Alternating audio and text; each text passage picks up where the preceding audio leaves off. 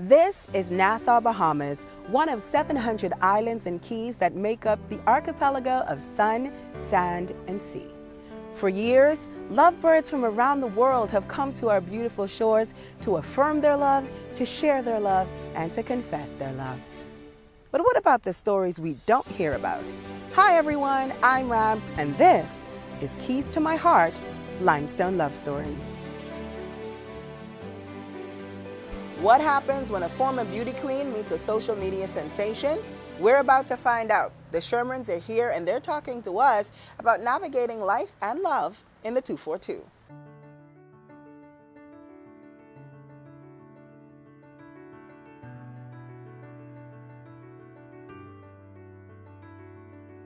It was one of those experiences that you hear about, that love at first sight. I never knew what that meant until I saw Glenn for the first time. I was in disbelief because I'd been seeing her in her Facebook pictures for a while. And seeing her in person was like oh, you do exist. I wasn't catfished. Good to know. And we shared our first hug, and it just felt so perfect. She hugged me, and she hugged me like we've been know each other. Now, at this point, none of us had said, oh, I like you or you like me. So getting a hug like that, I was like, you hug everybody like this, or it's just for me. Let me know. But seeing it for the first time was like, all right, I see you. Let's see where this goes. I wouldn't say it was the hug, because honestly, I had made up my mind before I went to Freeport that I was interested in her. Should I explain? Okay. So I saw that him and the Collage Them Entertainment team, they were coming to Freeport to debut their movie, Get Charlie. And I was Miss Grand Bahama at the time. And so I thought, hey, they're coming to my island. It's only fitting for me to welcome them here. She had messaged me on Facebook asking if she could come to the movie as Miss Grand Bahama. I was like, yeah, sure, that's great. None of us been to Freeport before. Can I get your number just in case we get lost or whatever? That was the slick. That was the entire slick.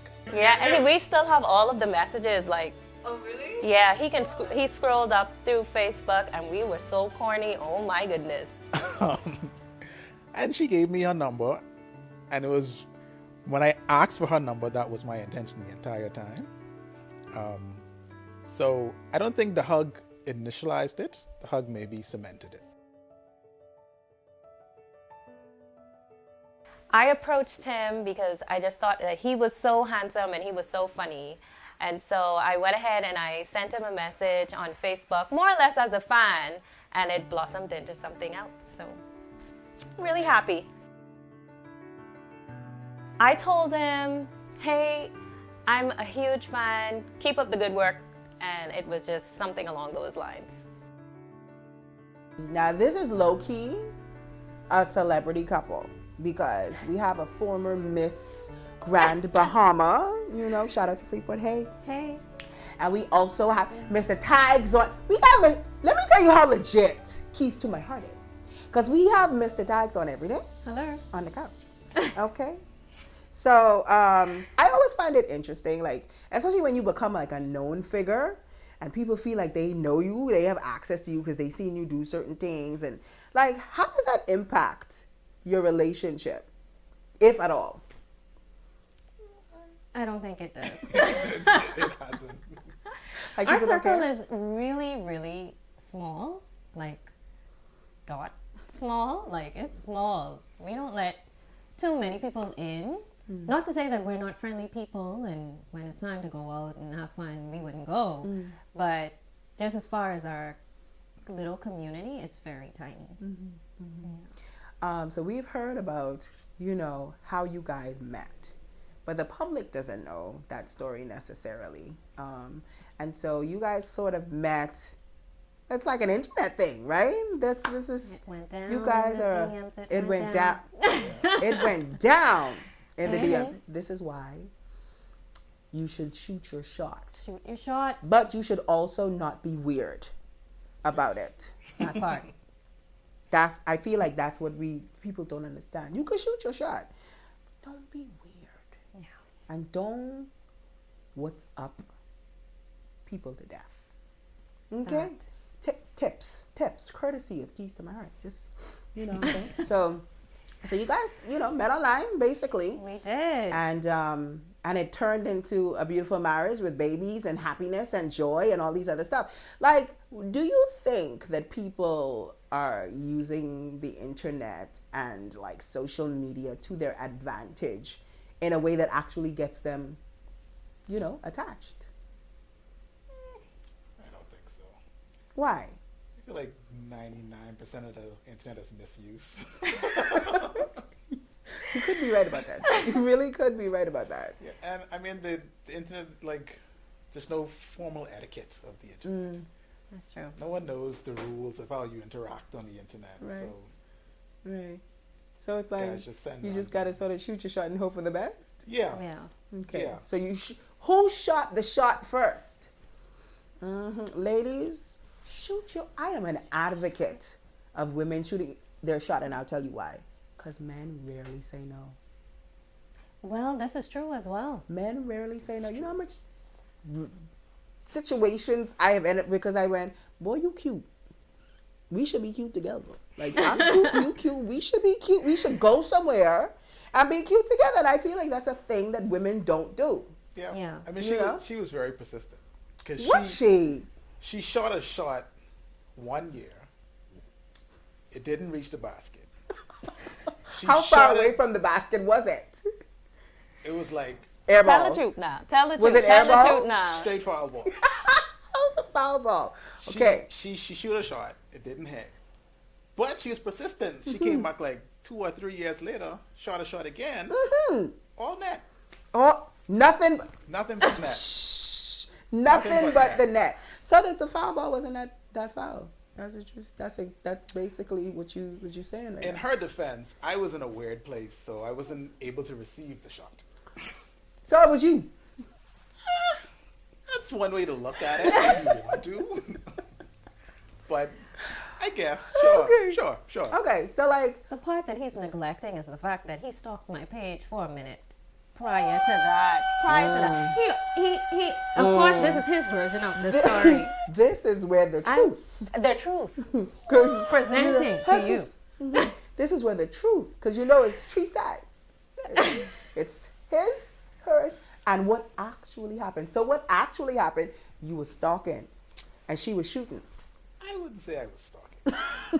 She had messaged me the first time, and like I said, I wasn't in a place to receive it. And I'm actually grateful that I didn't reply because I would have totally messed it up. You did reply though. I replied, but it wasn't a I interested type of reply. It was because she had said she's a fan of my work. And I was like, oh, thanks, thanks for supporting, yada, yada, yada. Boilerplate answer. And later, when she had messaged me again, I looked through her pictures. I was like, oh, she's a pie. She real cute. what I missed the first time? I wasn't paying attention. I was sleeping. What's going on here? So the second time I was more receptive. And I deduced the thirst within her message. And I was like, okay, we can be thirsty Thirst together. deduction. Hashtag thirst deduction.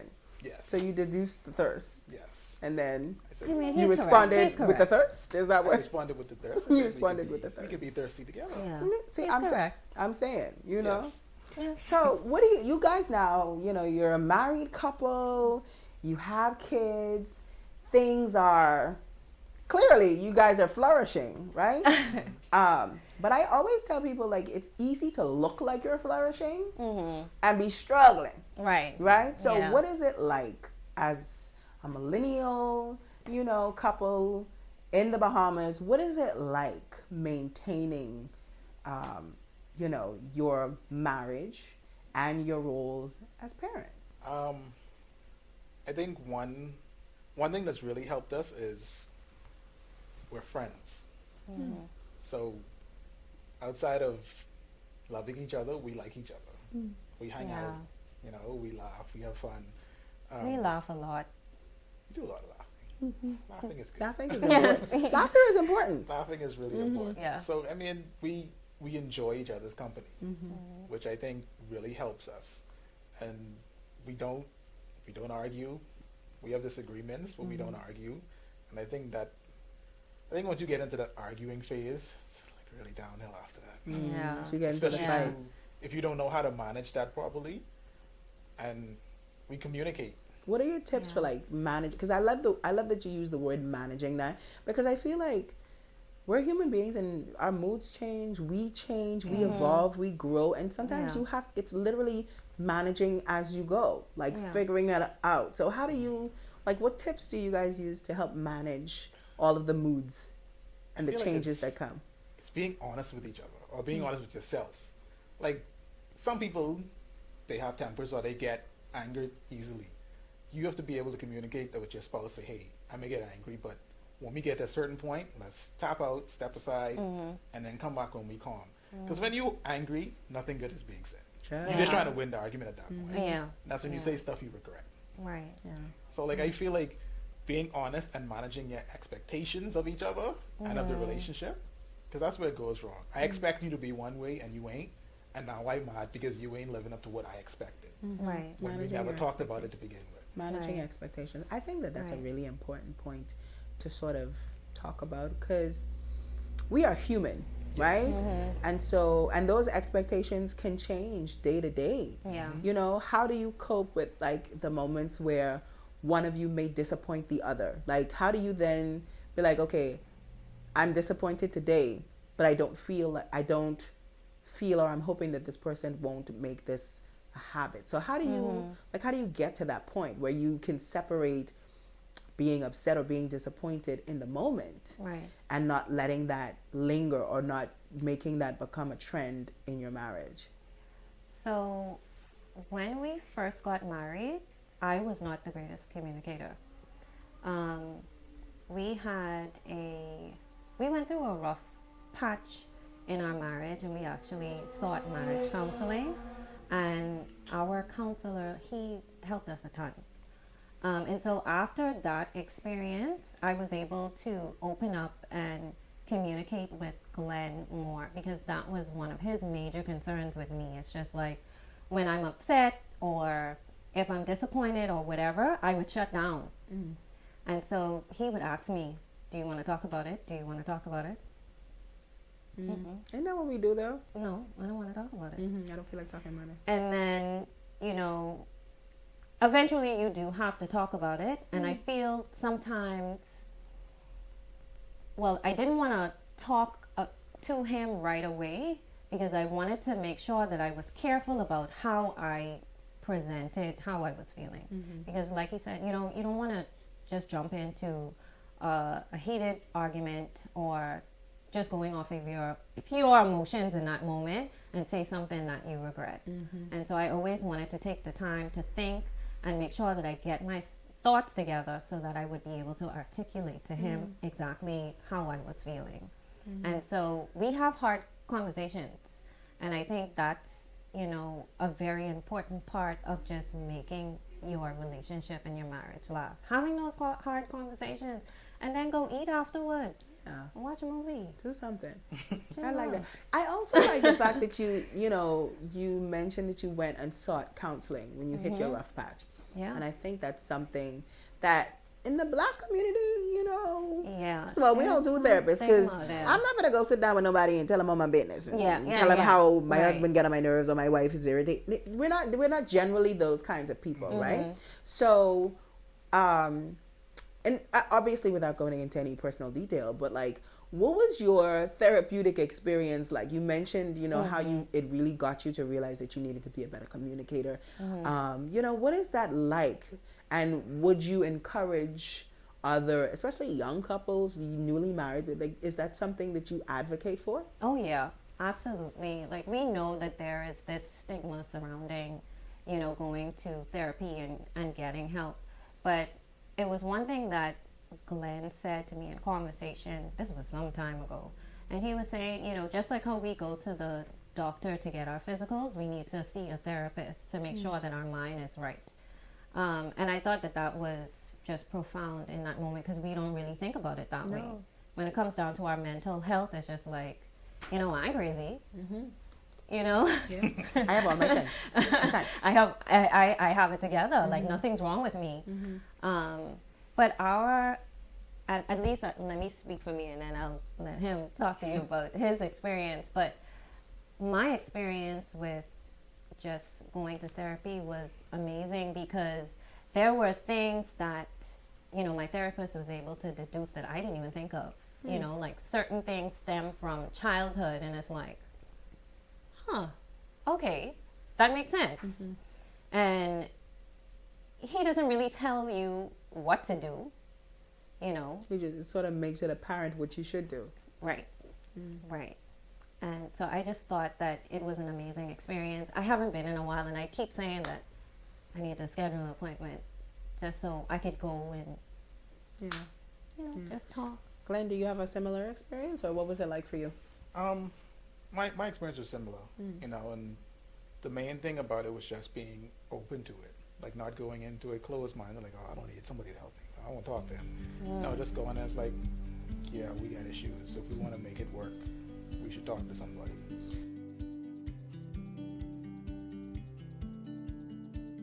It was him. I said I love you first. Him. That would totally be me. That would be me as well. Me. That would be me. I want to say it depends who's in the wrong. Because I have to drag her into conversation. If we're in the wrong, we're going to say sorry. So it could go anyway. That would be her. That'll be me. What do I love most? I love his spirit. I think when it comes down to just doing life together, his spirit always just keeps me uplifted. I love most that she's my friend. If anything happens, she's the first person I want to talk to. So there's a couple pet peeves. Leaving his clothes all over the place. And weirdly enough, leaving the cupboard doors open. He would just open the cupboard doors and never close them. Just leaves them open. Oh boy. Most annoying thing, her indecision. Takes us 15 minutes to figure out where we're gonna go for food. I wanna say neither of us. It'll probably be me. Neither one of us have a temper. And we're both pretty subtle. We very rarely argue. I honestly can only think of one time we've ever actually argued. But if I had to choose, it would be me. I'm the funniest. There's no question about that. Him by far.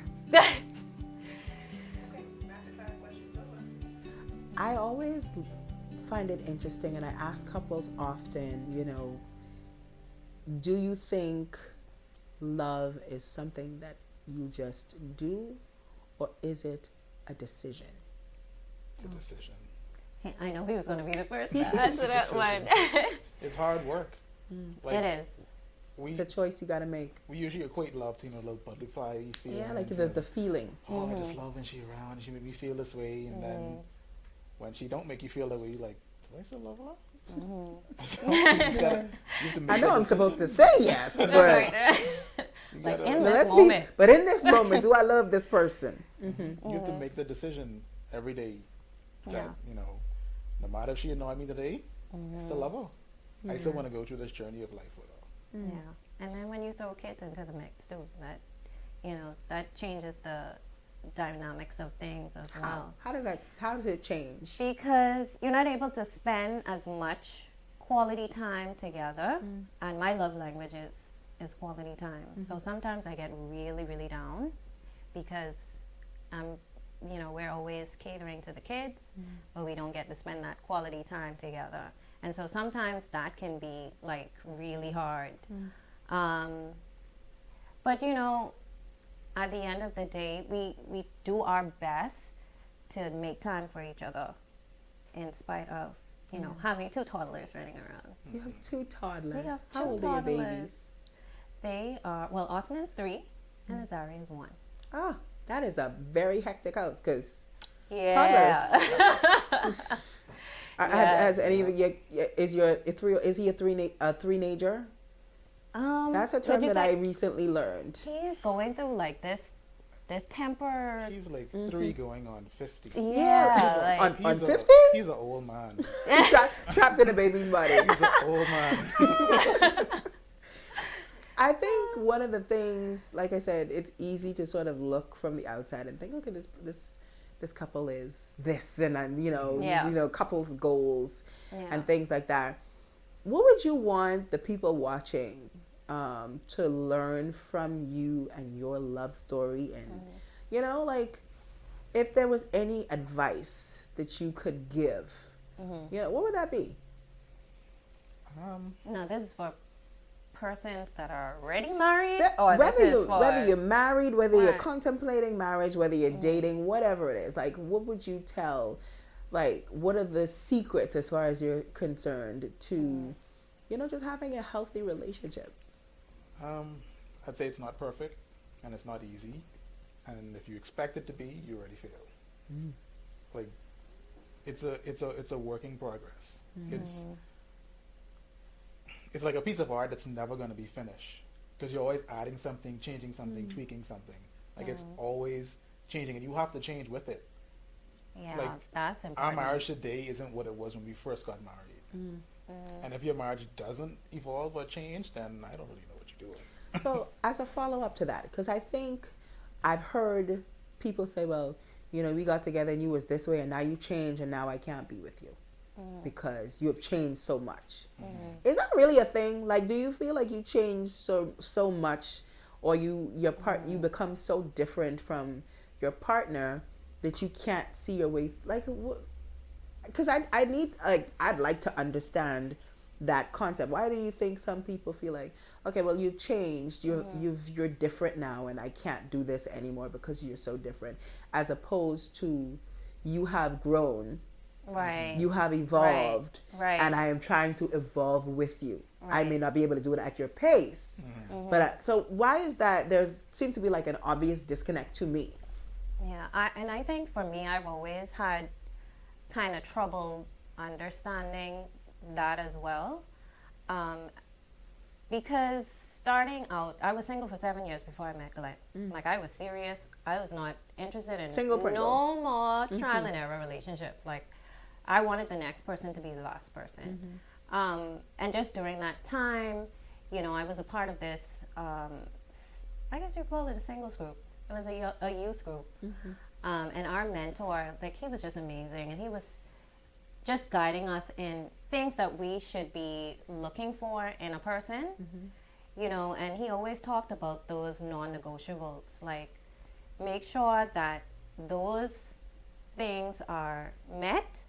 If anything is out of whack, don't mess with that, you know. So it really boils down to your character and the character of the person that you're interested in. If they kind of don't align, then you're going to end up finding yourself in problems, and then you have to be careful, because sometimes love makes us blind. You know, some things are really obvious, but we just looking at this person like, oh, you know, how he makes me feel. Rose-colored glasses. Those rose-colored glasses can really mess you up. So I think sometimes it's not a matter of the person changing. It's a matter of those glasses slowly coming off, and you now finally see that this is actually the true nature of the person. Or them not pretending anymore. Or them not pretending anymore. Well, that's how long another can you thing. pretend? That's another thing. How, like... Some niggas are there, they skilled, buddy. They skilled. I just want to know if Glenn go missing, I had nothing to do with it, because he out here telling the secrets. Because apparently you niggas is trash. Okay, I didn't... My bad. I mean that. I mean to call you trash, even though... I said what I said. Anyway. So, I think my final question is, when you have made the decision to choose each other, right? Do you ever regret it? Do you think, you know, you will ever get to the point when you say, and if you ever have those feelings, like, how do you get rid of them? Like, how does it go away? Or like, You know what I mean? And I don't know if I'm being clear in the question, but like, because you know, like, it's difficult to love and like somebody every day for the rest of your life. So if you ever get those feelings, what is your advice for pushing past them? I think is the better question. Well, when we first sought counseling, I was just like, Lord, what I get myself into with this man? and so I think when you get to that point, that's when you try and go and see somebody. Because I think a lot of times it's hard to not a lot of times, but sometimes you get to the point where you need somebody from the outside to look in and let you know, okay, this is what's going on. When you're inside, sometimes it's really hard for you to see clearly. And so I would say if you're faced with those particular feelings, like, don't be afraid to go and see somebody. Yeah. Glenn, anything to add? I just think it's just being honest. Like, just be honest and have a conversation about it. They may be feeling the same way, they may not. You may be able to talk through it, you may not. Yeah. But keeping it to yourself and letting it fester. Pretending or going through the motions of the marriage, one person feeling like, oh, we in a great place, but you like very ready to get out the door. Like, I mean, that's not fair to them. Yeah, I agree. So just be honest. Yeah. And we run from hard conversations because you may not like what the answer is or what the outcome is, but I think you owe it to that person that you promise and to you love. owe it to yourself too. And to yourself to just be honest. There's no point in you sitting unhappy just because you want to keep the marriage alive or whatever. But just be honest. You don't know what's going to happen until you talk to them. Yeah, I agree. Don't wait until it gets to the point of no return. Yeah, when y'all finally talk, then it definitely over. Right. You wait 6 months to tell me you then set up a next house around the corner. Why you gotta be around the corner? Jesus, that's too close. That's too close. We're the Shermans, and this is our limestone love story.